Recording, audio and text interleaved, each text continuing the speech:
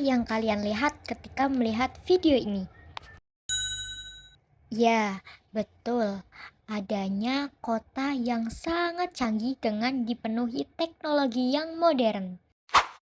Modern atau modernisasi adalah proses perubahan masyarakat yang tradisional menjadi lebih maju dengan menggunakan teknologi maupun ilmu pengetahuan untuk lebih berkembang.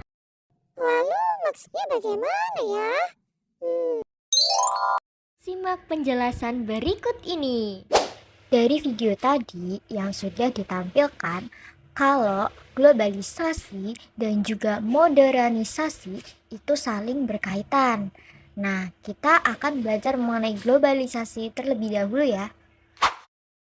Globalisasi berasal dari kata globe yang artinya mendunia atau seluruhnya.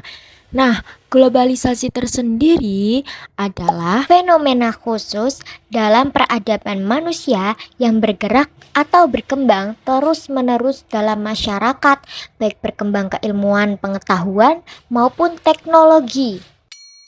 Nah, maksudnya adanya globalisasi akan menyebabkan teknologi semakin berkembang dan semakin maju.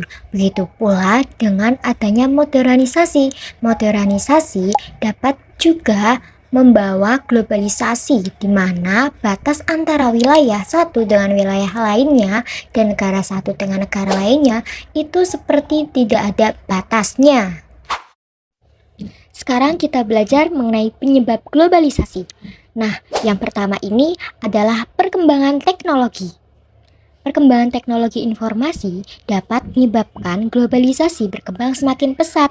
Nah, penggunaan teknologi ini membuat dampak yang signifikan kepada masyarakat dengan mereka cara mengubah kerja mereka, komunikasi mereka menjadi lebih cepat dan lebih praktis. Yang kedua, yaitu kemudahan transportasi, di mana kita dapat kemanapun yang kita mau dengan menggunakan transportasi yang cepat.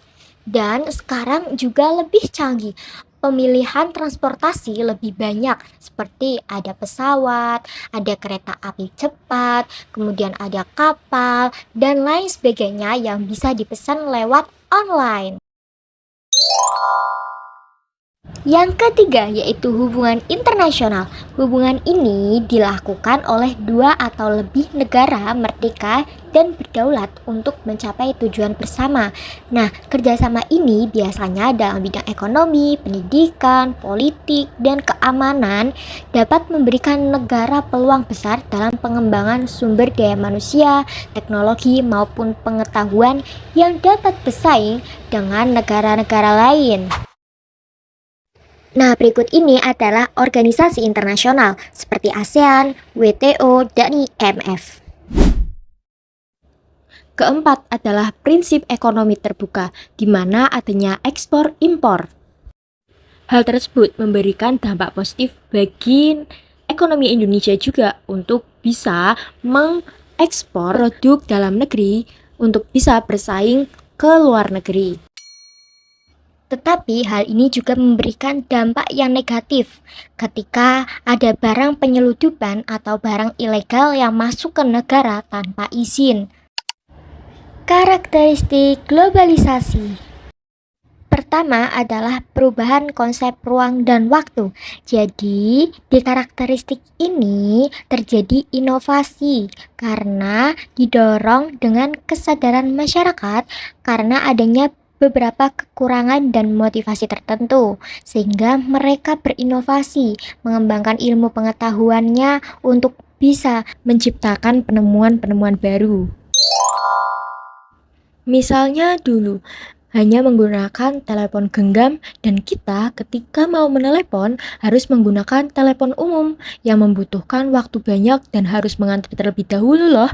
Maka dari itu, masyarakat atau manusia itu menemukan inovasi yang lebih baru untuk mempercepat komunikasi. Contohnya sekarang adalah smartphone, memudahkan kita dalam komunikasi dalam jarak jauh.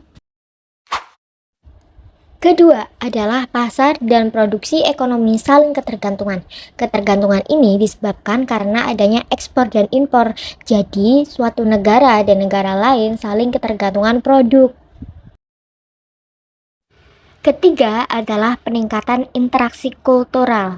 Nah, peningkatan ini biasanya antara negara satu dengan negara lainnya itu terjadi pertukaran budaya. Misalkan budaya mereka masuk ke Indonesia dan budaya Indonesia itu masuk ke mereka. Tetapi dampak negatif yang dihasilkan, misalkan pada suatu budaya tertentu itu terjadi perputaran sehingga mereka mengalami kerugian. Yang keempat itu ada meningkatnya masalah bersama dalam aspek-aspek berikut seperti ekonomi,